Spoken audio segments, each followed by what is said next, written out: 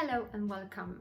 In today's video, we're going to look at the topic of performance evaluations and the biases. How the biases we all have can influence the way we are being evaluated. We're going to look at the SEATS model. So these are the 5 categories of the biases by Neuroleadership Institute and David Rock. Then in the second part, we're going to look at how those biases actually look like in the real world. We're going to take on the movie What Men Want again. We're going to look at the Ali Davis career, and we're going to comment on what type of biases may have taken place. My name is Anna and I spent over a decade in HR working in the UK for various organizations, and today I am using that knowledge and experience, as well as my master in sociology and my interest in inclusion and diversity, to drive the change, the positive change for everyone in today's organization. David Rock from the Neuroleadership Institute, he says clearly, if you have brain, you have bias.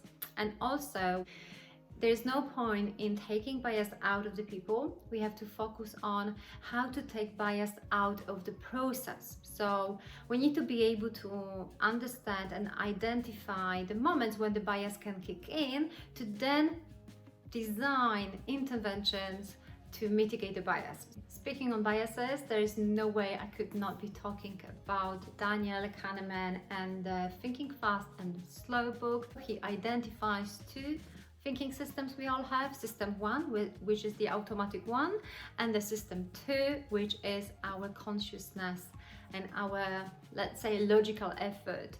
And the studies show it that over 90% of our time we are in the system 1, we are in our automatic system. There is a reason for that. Biases can be good. We would not be able to go through the day without having that automatic thinking, but there are moments where we have to engage with the system too. And I believe that when it comes to today's organizations and how we work for the benefits of the organizations and its employees and its managers, it's important that we can use that knowledge to create a new solution. So let's have a look at the SEATS model. So the 5 categories of biases. What David Rock, this is the model by Neuroleadership Institute and David Rock. What they've done, they look at over 100 biases that we all have and put them into 5 categories to make the life easier for us. So let's have a look. What are those types? Similarity biases, expedience biases, experience, distance, and safety. And if we want to have a look into them more closely, similarity biases say, in short, we like who's like us. We like what's familiar. I suspect it's easy to imagine how this bias can impact our evaluation process. The more alike we are as our managers, the bigger the chances we're going to be evaluated well in our performance evaluation. And it can be our gender, our race, where we are from, but also the way we think. I like the example from the book Brain Savvy Woman, and I want to make this claim: it's not only about the women, but this is a very good example from that book. When a manager is evaluating performance, if the team member is like them, the manager is more likely to understand how they summarize information, present reports, and describe the performance. I guess my point was in here. It's not only about how the similarity in the visible similarities, but also those hidden ones. And as Daniel said, we are blind to our own blindness, and managers may not even be aware that they are judging others based on their own perceptions and their own likeness of the process or how things should be done. Okay, so that's the similarity biases. We like what's familiar, we like others who are like us. And I'm going to give you a quick example of ways of mitigating that bias. It is to find things that we have in common. An example I found in organizations I worked for, every new starter was asked to do small presentations about themselves, and we were learning this way what they liked, what they went through, what's the background, what they are looking forward to. And all of us could really connect to one or another element of that story. And that as well prompts us to have a conversations where we could learn more about ourselves, and that bias could be reduced that way. For the performance evaluations, one of the recommendation is actually to ask managers to actively look for similarities before they evaluate one's performance, just to prime the brain that that person can be part of our in-group as opposed to out-group, because that's essentially what it is all about. So that's the similarity biases. Now let's have a look at the second one, the expedience bias. This one is very apparent in the performance evaluations. It's what's most obvious, so it must be true. For performance evaluation, a simple example is if a salesperson reaches the sales target, it's obvious they're amazing. And we stop there. And if we want to support ourselves with system 1 and system 2 thinking, we are lazy. Our brain will answer the simplest of the questions and even can swap a difficult question with an easy one. What I mean by that? In the second part, when I'm going to be looking at the What Men Want movie, there's a brilliant example, I believe, that shows that bias in depth. So I'm going to comment on that more in that part, but to give you a little bit of a heads up, what it may look like on the salesperson example. Yes, a salesperson might be hitting numbers, but how are they doing that? But what's going to happen if we're going to peel the onion and see what's beneath it? What's the customer satisfaction? How repetitive the success is? Or perhaps, maybe I'm being biased again, but I've worked in the sales environment as a HR and I had access to data. They sometimes, sales month is followed by returns the next month. I don't know, I'm not accusing anyone, but Daniel Pink had said that we find that financial incentives can result in a negative impact on overall performance. There's a mismatch between what science knows and what business does. And what worries me is that too many organizations are making their decisions, their policies about talent and people, based on assumptions that are outdated, unexamined, and rooted more in folklore than in science. But the bottom line for our purposes in here, it's worth to stop and think, take that system 2 thinking and see what's beneath our first impression or our first assumption. Another example of expedience bias is a confirmation bias that I suspect many of us have heard about. It's we have made a decision, we have an opinion, and then we look for examples to confirm that. One of the ways of mitigating that bias is, especially for performance evaluations or promotions, is to, instead of saying this person is ready for promotion and why they are ready for promotion, make everyone in your department as promotion ready now. And instead of looking for evidences for why they are ready for promotions, look for evidences why they are not ready for promotion. This is an example from Inclusion Nudges book. They also have a website, which is worth looking at. Why should we be saying why people are not ready for promotion? Because triggers us to think about that in a different way than we are used to, and it's to look for less obvious evidences. With the sales example, we may say why they are ready for promotion. They hit the numbers, they are brilliant, easy, obvious. No, why would we be wasting time on that evaluations? But if you have to look at the same person with the questions why they are not ready for promotions, then you may have a look. Then you may have actually go a little bit deeper and see, maybe the customer satisfaction is not that high, or maybe the customers don't stay with us that long. Just an example, it forces us to think differently. It's good to evaluate a person from different angles. Another example of the bias, very important under the expedience biases category, is the halo effect or the horn effect. What it is, and again, I'm gonna have a good example in the What Men Want movie part, so wait for that one. But what it is, so the halo of a horn effect is when one positive for halo effect or negative for horn effect, example, situation, opinion, impression influences the way we look at the person in any other area.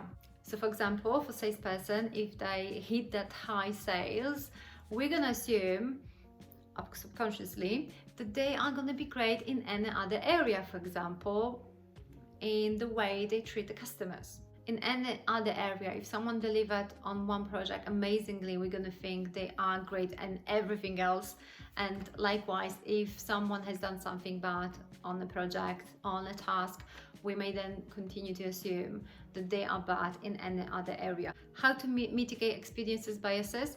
It's all about taking that time to engage more the system 2 of our thinking, gather more data, look at more examples, and perhaps seek more perceptions on one's performance from other people, for example. One way as well that we can deal with the experience biases is by sharing a goal with the employee ahead of the performance evaluations. Be clear what we need, but also what are those characteristics, what are those achievements that we are looking forward, and work together throughout the whole year with the employee to see if we are on track. So we just not one-dimensional, but we add more dimensions into one's performance. That's going to be helpful for employee as well as for the organizations. It's just going to be more robust. If you're looking for the ways of approaching the conversations, I could recommend you my valid model and setting the goals according to making the goals valid. So looking at the value we're trying to achieve, accountabilities, who's taking accountabilities for what. If we can set it up in advance, that's going to be a clear advantage, I would say. Learning, what kind of learning we have to engage with, who we can interact with, and then think about the drive element. So what exactly we're going to do, at what pace, what to prioritize, and what directions we want to take. By having that perspective ahead of the performance evaluations, we are much clearer both ways what we are trying to achieve and how we're trying to achieve. An employee can bring more of the strengths into the process as well. But whatever works for you, if it's OKRs, let it be OKRs. As long as we're having those conversations, what are we expecting from each other ahead of the performance evaluations, that will help us mitigate the experience bias. So what is the next? Experience biases. My perceptions are accurate. And one of the examples of that kind of biases is when we assume that the way we think, the way we perceive a situation is shared by other people, for example. One of the ways I detect that kind of biases is when managers are telling me, I wouldn't do it this way, or surely everyone knows that this is how it's been done, or surely everyone would appreciate that approach, and so on and so on. A very good example of the challenge with that is it's not true. We think differently, we have different strengths, we bring different things to the table. So it's good to sense check our own thinking and if our experience is shared with others. On one hand, on the other hand, it is about bringing more perspectives in. One way of visualizing that bias is when we have a meeting with cross departments, and if we really stop and think what people are paying attention to, you will see that the risk department is going to look at one thing, HR is going to look at another, marketing is going to be paying focus to something else, sales is going to be driving another agenda, product is going to be looking for something else, and the tech department is going to yet again think that something else is more important. There are different perceptions, different perspectives, and the best way to mitigate that bias is to bring more perspectives in. This is maybe less about the performance evaluations, but if you're a manager, it's good to get yourself out of the habit of always asking for an opinions one and same person, but bring somebody else, maybe even that you usually don't agree with. For the performance evaluations, having those different people commenting on the employee is a it's well documented way of how you can reduce or mitigate some of the biases. And then we have distance bias. What's near is better than what's far. And for the performance evaluations, one of those type of biases is the recency bias, which basically means that we remember and pay more attention to things that just happened as opposed to something that happened a couple of months ago. So in the performance evaluations, if we had a great beginning of the year, but we crap at the end of the year, that end of the year performance is going to hugely impact the way your manager is looking at you, even though performance evaluations in most companies should be about the whole year. I guess the tip is to nail that end of the year for the employees, but of course I would always encourage us to have this holistic view and the long-term perspective. One of the ways of mitigating that is to have the regular catch-ups, journaling your achievements. I think it's going to be good as well for employee. We talked about the confidence before. If we have that way of registering the feedback, the successes, what we've been working on, what we've learned, it can be handy for our growth, and it's going to be perfect for our end of the year review if we come prepared with all that data. And hopefully your manager loves data, and that's similarity bias can work in your favor as well. Another example of the distance bias is challenge, is especially before pandemic, we would connect better with people who are closer to us. So if we worked from one office, I'm sure we can relate, those people in that office are going to be better seen than some people far away in another location. Nowadays, when most of us works remotely, having that regular contact, staying in touch, is another reason for why we should be doing that, because that's mitigating the distance bias. We can't be physically distant, but we can be still keeping in touch in the ways that technology allows us to. So that's something to consider. But if pre-COVID times, we would say pay special attention to those people who are not in your locations if you have to evaluate them, and think about how would you think about of them if they were closer to you. And finally, safety, but is stronger than good. So we are risk averse. Our brain is wired to look for threat. This is maybe not so much in the context of performance evaluation, but one of the ways that we can think about the distance bias is the safety bias is whenever we want to make a decision, we will want to play it safe most of the times. So the way of mitigating that is to either ask somebody for an advice, or maybe even better so, think about what would you have done to evaluate that. So these are the 5 type of biases from the SEED model. Let's recap. We all have biases. There's no point looking at taking bias out of the people. Let's focus on how we can take bias out of the process. The Neuroleadership Institute gives us a great tool, which is the SEED model that groups over 100 biases into the 5 categories: similarity, expedience, experience, distance, and safety. The type of biases that are quite often occur in the performance evaluations are similarity. We like people who are like us, either look like us, think like us, so they will have the advantage over others. Expedience is it's what's obvious, so it must be true. We rely too much on the most obvious data and don't peel the onion to see what's beneath it. Distance bias, we look at the most recent performance in opposed to the whole year. In the next part of the video, I'm going to take on the What Men Want movie, and we're going to put the glasses on. We're going to be scientists, and we're going to see how those biases look or may look in the real life. And in the last part of the video, in the last part of the series, we're going to look at an example of how can we architecture performance evaluations to mitigate those biases. Thank you for watching, and see you in the next one.